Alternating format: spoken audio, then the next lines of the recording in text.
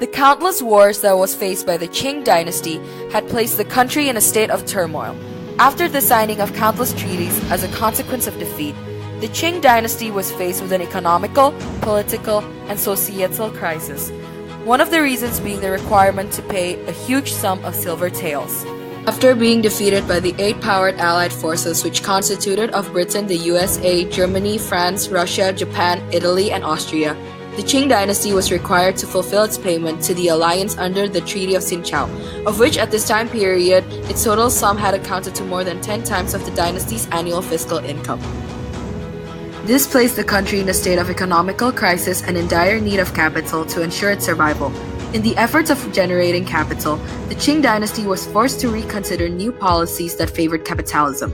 By the end of its rule, the Qing dynasty had signed a total of 35 treaties, each of which had carried a heavy role in the downfall of the dynasty's economy. Following these monumental defeats of the Qing army by foreign militaries, a path where foreign economic presence was able to flourish was paved in China's treaty ports.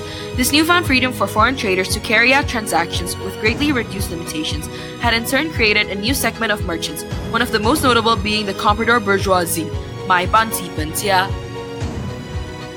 This substantial growth in foreign trade frequency resulted in compradors who began as clerks and purveyors under the earlier Kohong or Gonghang system to instead become guarantors for business transactions between their new foreign employers and Chinese businesses.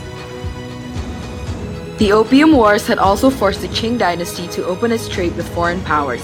With the increasing exposure towards foreign nations, China was introduced to the idea of massive production using newly discovered European technology. This allowed for the mass expansion of many new businesses, the most prominent being family businesses. The entrepreneurs who had established these businesses came from a variety of social and economical backgrounds. Deeply contrasting examples would be Zhang Jian, an official who had established the Dasheng Cotton Mill Company, and Liu Hongsheng, a British comprador who had established a mining company.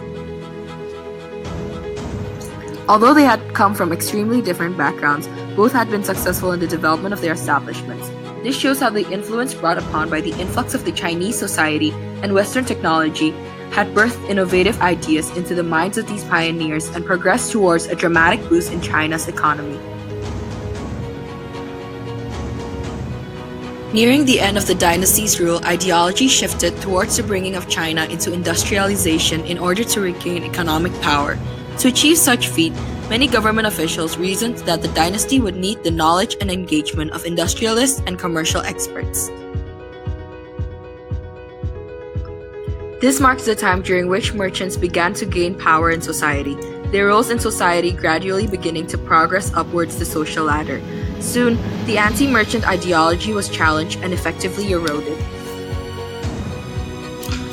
During the waning years of Qing rule, merchants also increased their contacts with members of Sun Yat-sen's Revolutionary Alliance. The Revolutionary Alliance advocated the replacement of Qing's rule with a republican government. This movement was said to have been influenced by merchant reformer Chen Guangyin, one of the first pioneers of the Reformation movement in the late Qing dynasty. He had greatly stressed that a country must create wealth to become strong, and wealth comes from encouraging economic and industrial developments, putting emphasis on education, quicken legislation, respect ethics, and political reformation. Chen Guanyin is a man born of the merchant class. Chen had climbed up the social ladder by purchasing official ties with the wealth that he had accumulated as a comprador. This was to fulfill his vision to rebuild the Chinese economy through the incorporation of foreign influences.